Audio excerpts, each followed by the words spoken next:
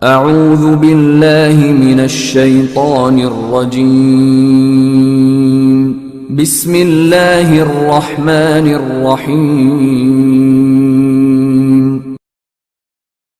وَإِذْ قَالَ رَبُّكَ لِلْمَلَائِكَةِ إِنِّي جَاعِلٌ فِي الْأَرْضِ خَلِيفَةً قَالُوا أَتَجْعَلُ فِيهَا مَن يُفْسِدُ فِيهَا وَيَسْفِكُ الدِّمَاءَ وَنَحْنُ نُسَبِّحُ بِحَمْدِكَ وَنُقَدِّسُ لَكَ قَالَ إِنِّي أَعْلَمُ مَا لَا تَعْلَمُونَ۔ اور اس وقت کا تذکرہ سنو جب تمہارے پروردگار نے فرشتوں سے کہا کہ میں زمین میں ایک خلیفہ بنانے والا ہوں۔ وہ کہنے لگے کیا آپ زمین میں ایسی مخلوق پیدا کریں گے جو اس میں فساد مچائے اور خون خرابہ کرے، حالانکہ ہم آپ کی تسبیح اور حمد و تقدیس میں لگے ہوئے ہیں۔ اللہ نے کہا وہ میں باتیں جانتا ہوں جو تم نہیں جانتے۔ تفسیر۔ آیت نمبر 22 میں صرف اللہ تعالیٰ کی عبادت واجب ہونے کی نہایت مختصر اور سادہ مگر مضبوط دلیل یہ دی گئی تھی کہ جس نے تمہیں پیدا کیا وہی عبادت کا مستحق ہے۔ آیت نمبر 28 میں کافروں کے کفر پر تعجب کا اظہار بھی اسی بنیاد پر کیا گیا تھا۔ اب انسان کی پیدائش کا پورا واقعہ بیان کر کے اس دلیل کو مزید پختہ کیا جا رہا ہے۔ آیت میں خلیفہ سے مراد انسان ہے اور اس کے خلیفہ ہونے کا مطلب یہ ہے کہ وہ زمین میں اللہ تعالیٰ کے احکام پر خود بھی عمل کرے اور اپنے طاقت کے مطابق دوسروں سے بھی عمل کروانے کی کوشش کرے۔ فرشتوں کے اس سوال کا منشا خدا نخواستہ کوئی اعتراض کرنا نہیں تھا، بلکہ وہ حیرت کر رہے تھے کہ ایک ایسی مخلوق کو پیدا کرنے میں کیا حکمت ہے جو نیکی کے ساتھ بدی کی صلاحیت بھی رکھتی ہوگی، جس کے نتیجے میں زمین پر فساد پھیلنے کا امکان ہوگا۔ مفسرین نے یہ بھی بیان کیا ہے کہ انسان سے پہلے زمین پر جنات پیدا کیے گئے تھے اور انہوں نے آپس میں لڑ کر ایک دوسرے کو ختم کر ڈالا تھا۔ فرشتوں نے سوچا کہ شاید انسان کا انجام بھی ایسا ہی ہوگا۔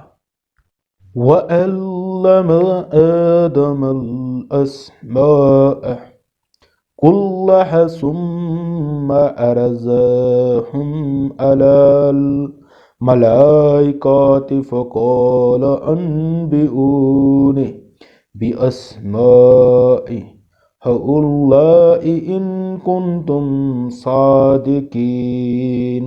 اور آدم کو اللہ نے سارے نام سکھا دیے، پھر ان کو فرشتوں کے سامنے پیش کیا اور ان سے کہا اگر تم سچے ہو تو مجھے ان چیزوں کے نام بتاؤ۔ تفسیر۔ ناموں سے مراد کائنات میں پائی جانے والی چیزوں کے نام، ان کی خاصیتیں اور انسان کو پیش آنے والی مختلف کیفیات کا علم ہے، مثلا بھوک، پیاس، صحت اور بیماری وغیرہ۔ اگرچہ آدم علیہ السلام کو ان چیزوں کی تعلیم دیتے وقت فرشتے بھی موجود تھے، لیکن چونکہ ان کی فطرت میں ان چیزوں کی پوری سمجھ نہیں تھی، اس لیے جب ان کا امتحان لیا گیا تو وہ جواب نہیں دے سکے، اور اس طرح اللہ تعالیٰ نے عملی طور پر انہیں باور کرا دیا کہ جو کام اس نئی مخلوق سے لینا مقصود ہے وہ فرشتے انجام نہیں دے سکتے۔ قالوا سبحانک لا علم لنا إلا ما علمتنا إن أنت العليم الحكيم۔ وہ بول اٹھے آپ ہی کی ذات پاک ہے، جو کچھ علم آپ نے ہمیں دیا ہے اس کے سوا ہم کچھ نہیں جانتے۔ حقیقت میں علم و حکمت کے مالک تو صرف آپ ہیں۔ بظاہر ان الفاظ سے یہ معلوم ہوتا ہے کہ یہ نام صرف حضرت آدم علیہ السلام کو سکھائے گئے تھے اور فرشتے اس تعلیم میں شریک نہیں تھے۔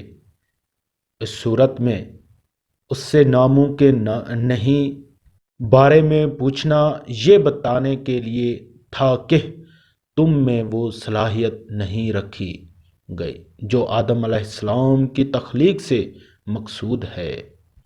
دوسرا احتمال یہ بھی ہے کہ آدم علیہ السلام کو سکھاتے وقت فرشتے موجود تھے، لیکن چونکہ ان میں ان باتوں کو سمجھنے یا یاد رکھنے کی صلاحیت نہیں تھی، اس لیے وہ امتحان کے وقت جواب نہیں دے سکے۔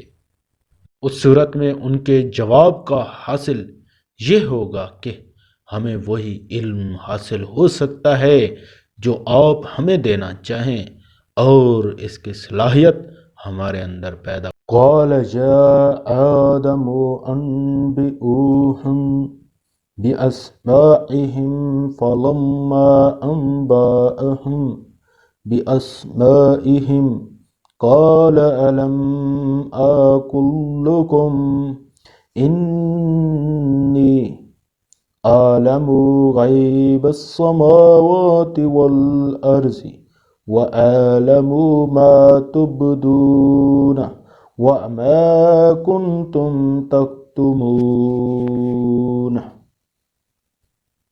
اللہ نے کہا آدم تم ان کو ان چیزوں کے نام بتا دو۔